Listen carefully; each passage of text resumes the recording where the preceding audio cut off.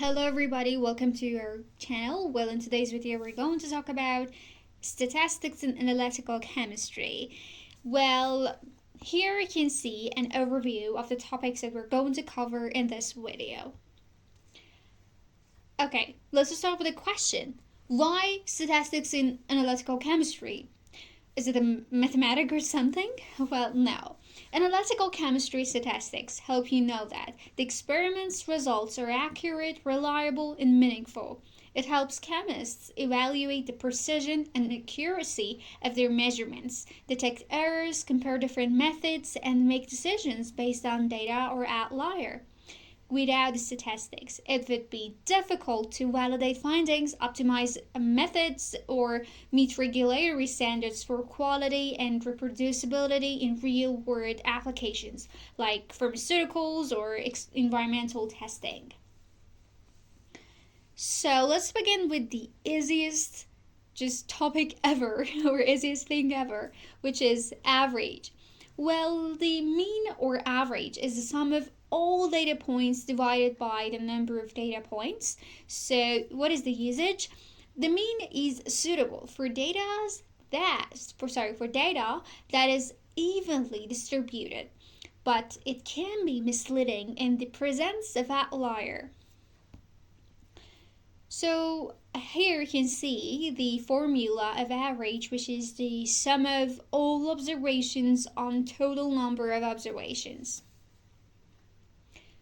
And actually here we're going to talk about median. What is median? Well, the median is the value that divides the data into two halves, with 50% of the data being smaller and 50% being larger.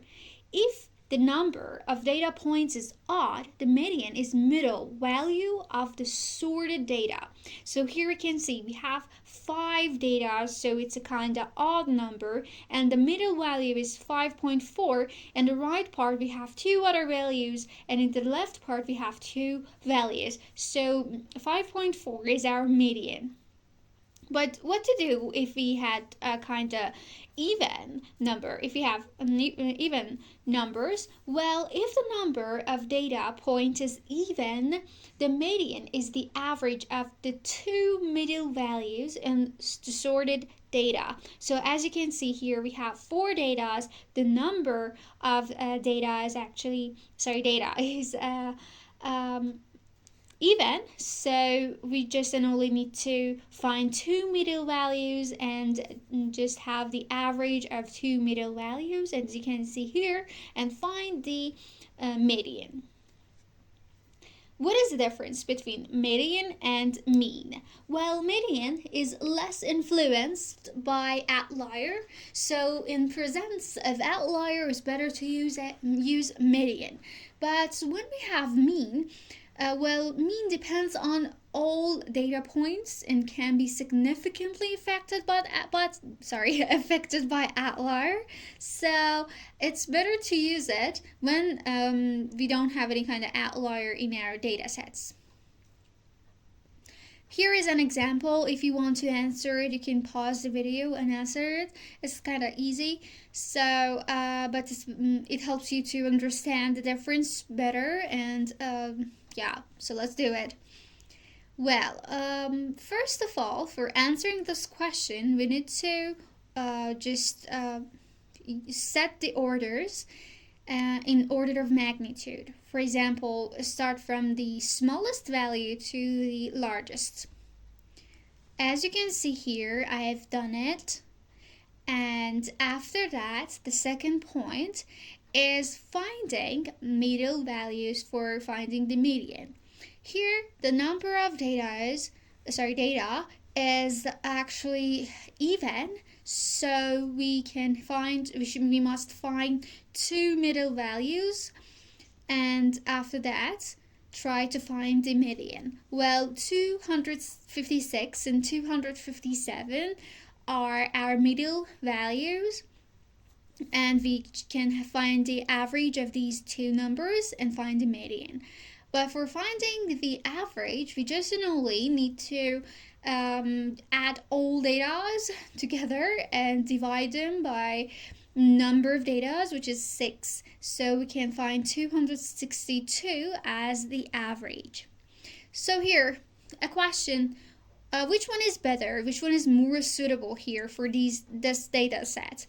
Average or median? Well, as you can see, here we have 253, 55, 56, 57, 59, and suddenly 296. So 296 is a kind of outlier, so it's better to use median in here. So let's talk about another point, which is mode. So what is mode? Well, the mode is the value that appears most frequently in a data set. It is the number that occurs with the highest frequency. A data set may have one mode, which we call it unimodal, or more than one mode, multimodal, or even no mode at all. So if no number repeats, we don't have any kind of mode. Here we can see the example for multimodal data and unimodal data. So let's talk about precision. What is precision? Well, precision means how close the measurements or results or data is how close they are to each other. Actually, it doesn't mean that how close they are to the real value. No, just how close they are to each other. It shows how consistent or repeatable your data are, your results are, not necessarily how close they are to the true value. If you measure something several times and get very similar results each time, your measurements are precise. Here you can see an example. For part 1, we have 6.3, 6.2, 6.4, 6.5. They're close. But for the other one, we have 6.3, 7.2, 5.9, 7.8. Well, it's not precise at all. Good. And here you can see in these two pictures, the left one has good accuracy because it's in the middle point and is so close to the real value, and we have good precision because the data are so close to each other.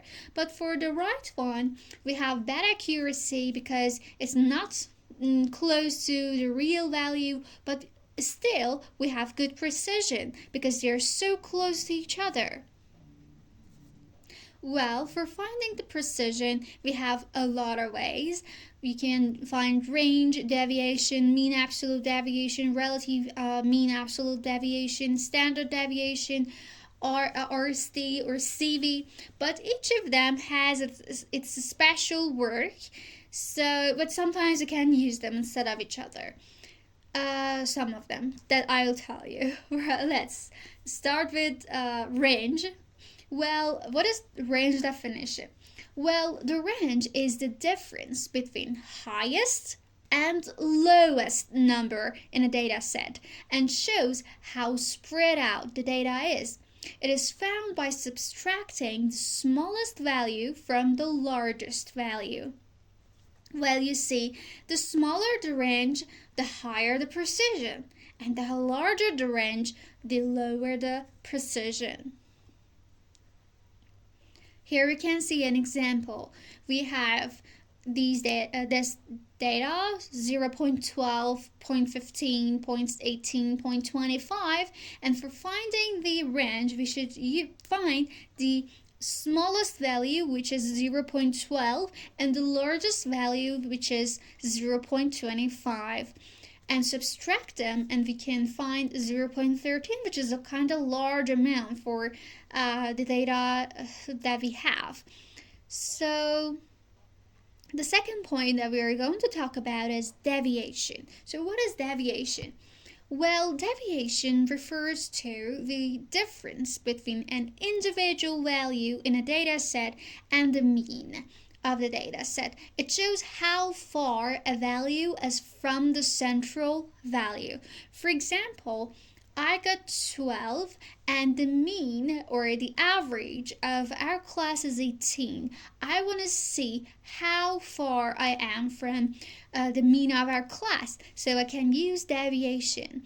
And for example, my friend in other class, she got 17, and she wants to know how far she is from the central value of our class, so she can use deviation too. Okay, so next part, you can see an example. Well, my examples are so easy. Just my aim was to show you the formula, to understand the formula better. So yeah, in next video we're going to just solve harder questions and more difficult questions. Well, here we're going to talk about mean deviation, average deviation. So, what is mean deviation? Well, the mean deviation is the value, or is the average of the absolute values of all deviations from the mean. It measures the overall spread of data in a data set, where n is the total number of values. So in mean deviation, we just find deviation of all data and just sum them and just add them all together and divide them by the number of our data. So in that case, we can find the how spread out overall spread of data. So it helps us to just compare, for example, two classes together, or compare two data together that they are just in a similar magnitude. Here we have two key points. Absolute values are used so that positive and negative deviation do not cancel each other. Be careful that here we must use absolute values. And the second key point is mean deviation gives a simple idea of how spread out the value are. So it's just simple, but we have other things like standard deviation, which is more accurate. Well, here is an example for values 8, 10, and 12. Mean deviation, we want to find mean deviation. First of all, we find the deviation of them all, then add them together, and then divide them by the number of values that we have here. 3 values, so we divide them on 3. So that's all.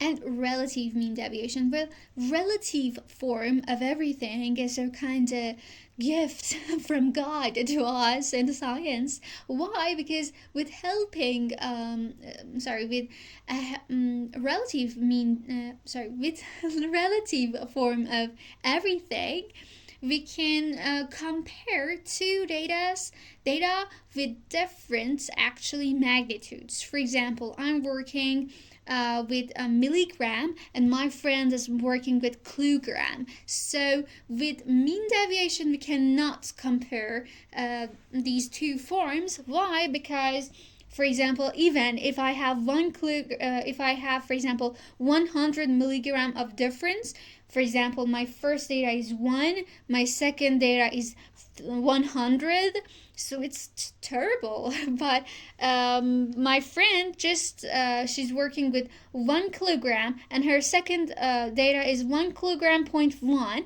so it's hard to compare these two data. So with help of a relative mean deviation, we can compare two data with different magnitude. I think I just described it terribly. I don't know if you understood it or no, but just let's read the slide. Well, the relative mean deviation expresses the mean deviation as a percentage of the mean. It helps compare the spread of data sets with different magnitudes. As you can see here, we have a formula, and you can just express it as a percentage or not. And here we have example. If the mean deviation is 1.33 and the mean is 10, relative mean deviation is 13.3. So here, for relative mean deviation, we don't have the units. For example, for mean deviation, we have 10 kilogram, but for actually relative mean deviation, we don't have the unit, because the units of two units actually cancel each other in this form.